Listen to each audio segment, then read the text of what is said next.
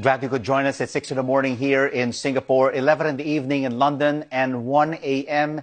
in Tel Aviv, where the Israeli Prime Minister Benjamin Netanyahu went on national television to accuse Iran of a secret nuclear weapons program.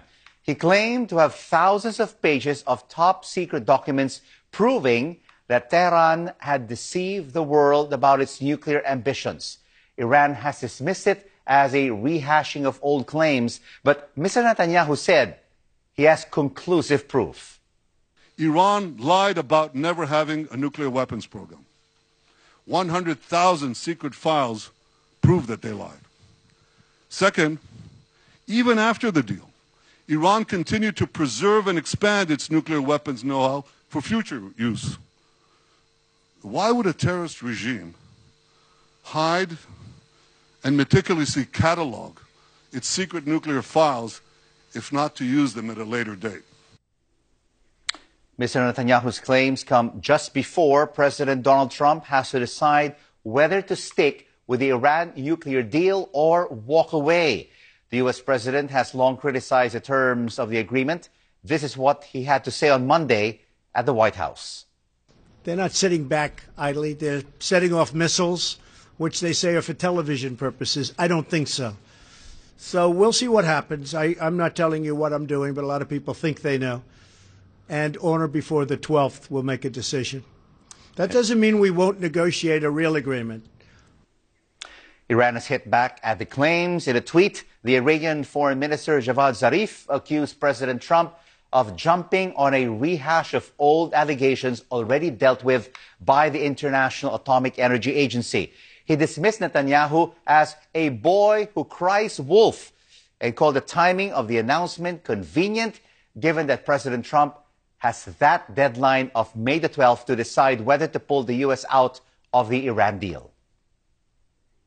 We're going to be speaking to an expert to get a little bit more background about what Benjamin Netanyahu has said. So stay with us for Newsday on that. But now we're going to return to our top story. The Israeli Prime Minister Benjamin Netanyahu went on national television to accuse Iran of a secret nuclear weapons program. Now, Iran has dismissed this as a rehashing of old claims, but Mr. Netanyahu said that he had conclusive proof that Iran lied about its weapons program. Well, Israel's claim to have been able to steal or access these files from a warehouse in South Tehran may be a tale of daring espionage, but what beyond that have we learned? Well, we can speak to James Acton, the co-director of the Carnegie Nuclear Policy Programme, also a senior fellow at the Carnegie Endowment for International Peace. So what new have we learnt from Benjamin Netanyahu?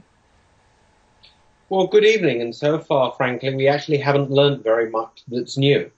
As early as November 2011, the International Atomic Energy Agency published a long and complex report about Iran's nuclear weapons program.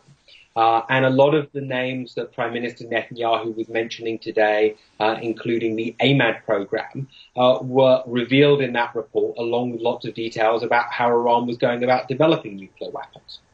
So, my initial take is that actually we haven't learnt very much new today that's fundamentally changed our understanding of Iran's nuclear weapons program.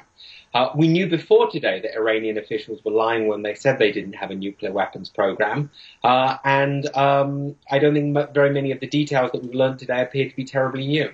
So given that Donald Trump is talking about the 12th of May as possibly a deadline by which he'll decide whether to pull the US out of the 2015 deal, why is Israel doing this now? Well, I think you've indicated the answer to that in your question. I think that Mr. Netanyahu had an audience of exactly one today. That audience was President Trump. By all accounts, President Trump is veering towards withdrawing from the Iran deal, or at least stopping granting Iran some forms of sanctions relief that would ultimately lead to the deal's collapse. He hasn't yet announced that's what he's going to do. Presumably he is not completely decided yet. And I think that Mr. Netanyahu's speech today was aimed squarely at trying to get Trump to withdraw from the deal. The tensions between Iran and Israel are growing. We're seeing what's happening in Syria. What does Israel gain should the US pull out of that deal? Well, I mean, frankly, I think you'd have to ask Mr. Netanyahu that question. To my mind, the Iran deal is the best available way of preventing Iran from getting a nuclear weapon. It's not perfect, it's not guaranteed to succeed, but it's more likely to succeed than all of the other options. So I'm not entirely clear what Mr. Netanyahu wants to replace the Iran deal or what he hopes to achieve by inducing President Trump to pull out. That's something that you would have to ask Israel to explain. So just to take this into a broader context, then we're talking about why now? Why is Israel doing this at this particular period in time? What's your reading of what could happen next in that case? Right. So, I mean, the next decision that the U.S. has to take is on the 12th of May. If certain sanctions on Iran are to continue to be waived, then Trump has to sign a waiver. If Trump doesn't sign that waiver, then the U.S. would be in non-compliance with the deal. He may, while he's at it, decide to remove other sanctions. As the president, he can do that he may decide to reimpose other sanctions. As the president, he can do that at any time. To my mind, that would be the beginning of the deal's end. I don't necessarily expect Iran to withdraw the next day from the deal. I would expect frantic diplomacy from the Europeans to try to keep the deal alive. But if the US is not committed to this deal, then lots of the sanctions relief that Iran was promised is not going to come through. And I find it hard to see the deal surviving over the next few months. Fascinating to have your insight. Well, we'll see what the 12th of May, what that deadline will bring. James Acton, co-director of the Carnegie Nuclear Policy Programme. For the time being, thank you so much. Thank you. Israel's Prime Minister Benjamin Netanyahu today accused Iran's government of, quote, brazenly lying about its past nuclear weapons ambitions. Speaking in Tel Aviv today, Netanyahu said recovered documents prove that Tehran did have a secret nuclear weapons program before it signed the Iran nuclear deal in 2015. He also claimed that Iran's government is continuing to pursue nuclear weapons development, and he urged President Trump to pull the U.S. out of the deal before the upcoming May 12th deadline. So this is a terrible deal. It should never have been concluded. And in a few days' time, President Trump will make his decision on what to do with the nuclear deal. I'm sure he'll do the right thing. The right thing for the United States, the right thing for Israel, and the right thing for the peace of the world. Minutes later, Mr. Trump held a joint news conference alongside Nigeria's president. Mr. Trump, who spoke with Netanyahu by phone last night, added that today's presentation only added to his own skepticism of the Iran deal. I'm not telling you what I'm doing, but a lot of people think they know. And on or before the 12th, we'll make a decision. That doesn't mean we won't negotiate a real agreement. I think, if anything, what's happening today and what's happened over the last little while and what we've learned has really shown that I've been 100% right. Iranian officials denounced Netanyahu, and a state-run news agency in Iran said he is, quote, famous for ridiculous shows. For more on all this, William Brangham is back. So does Israel's presentation today add to our understanding of Iran's nuclear ambitions? And what does this mean for the Iran deal going forward? For that, I'm joined now by physicist and former arms control inspector David Albright. He's currently president of the Institute for Science and International Security. Welcome back to the NewsHour. Good to be here. So that was quite a presentation that Netanyahu put on today. The Israelis allegedly got into this secret building in Tehran and got out tens of thousands of documents and files pertaining to Iran's older nuclear program. First off, do you believe that this cache that they have is real? And if so, what does this tell us? How big a deal is this? Well, it's hard to know. I mean, is it real? I mean, the Israelis make it clear that the U.S. will vouch for it. The U.S. has the complete set. So I would start by assuming it is real, and the Israelis are quite capable of getting into Tehran. It's pretty remarkable what they did to get into a warehouse and remove that much information and get it out of Iran. So it's quite an intelligence coup.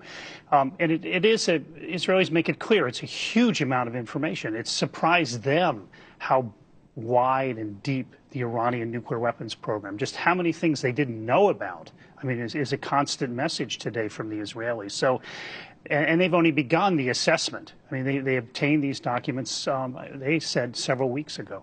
Some people have been pointing out today that some of the details that Netanyahu addressed are not necessarily new. The scientist involved, the name of this original program, that we knew a lot of this information already. Republican Senator Bob Corker today, who himself is a strong critic of Iran and the Iran nuclear deal, said there's nothing really new here. Do you think that there is something new? Yeah, well, there's a lot of new information. Now, the Israelis revealed several pots of information, one of which is the archive itself is of the pre-2003 nuclear weapons program, which included instructions to archive it, write down everything you've learned, and then write down what you didn't learn and what we need to work on in the future, in a sense, to fill the gaps in. And the Israelis said when they looked out in their information, they saw that those programs actually did exist in Iran.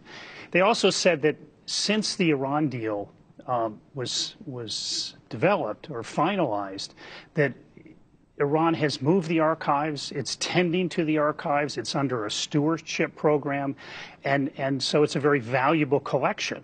And the Israelis would say, why would they go to that trouble if they don't intend to use it in the future, at least to maintain an option to use it in the future? But is simply hoarding documents that pertain to your older nuclear program in itself a violation of the Iran deal? I think lawyers are going to have to argue that. My experience is involved in the uncovering of other nuclear weapons programs, is the hoarding of documents to this extent would essentially say to you that they're hiding a nuclear weapons program. Saving them for another day. And saving them for another day. If we looked at the South African program and they had done such a thing when they got rid of their nuclear weapons, or if Libya had done the same thing when they got rid of their nuclear weapons program, people would have screamed bloody murder. Some people have said today that we knew all along, even though Iran denied it, that they had a nuclear program going before, and that the whole point of the Iran nuclear deal was to curtail those ambitions and to put in strict oversight so that they wouldn't expand it. And so could you read this revelation today as further reasons to keep the deal intact, which is the opposite of what the Israelis are arguing? Yeah, no, I think you can. I mean, you can argue that this is now the chance to really nail Iran on its violations of the Nuclear Non-Proliferation Treaty and to get them to reveal the program, get rid of it, and allow long-term monitoring of the facilities and people that were involved in the program. So you can, and having the nuclear deal in place is good. But on the other hand, because this archive seems to be kept to use in the future, it actually is a little chilling about the sunsets that we face in the Iran nuclear deal. They look a little more deadly. This is the parts of the deal that will disappear and relieve Iran of some of the strict oversight in coming years. That's right. The timing of this also seems important. In about 10 days, President Trump has to certify whether the Iranians have been living up to their end of the bargain. Clearly it seems that Netanyahu, who cannot stand this deal, would like the president to be swayed by this. Do you think this is going to work? If this audience essentially was won for Netanyahu, I think he's trying to convince Iran to walk away from the deal and hand him a more substantive nuclear reason to do so. So I think whether he succeeds in that, I don't know. I mean, President Trump has also said that he's open to fix the deal, and his negotiators are working, probably as we speak, to fix the deal as he's outlined. And this revelation by Israel today does not eliminate the fixes that can be done. I would argue it could strengthen the ability to fix this deal. But again, we'll have to see. David Albright, thank you very much. Thank you.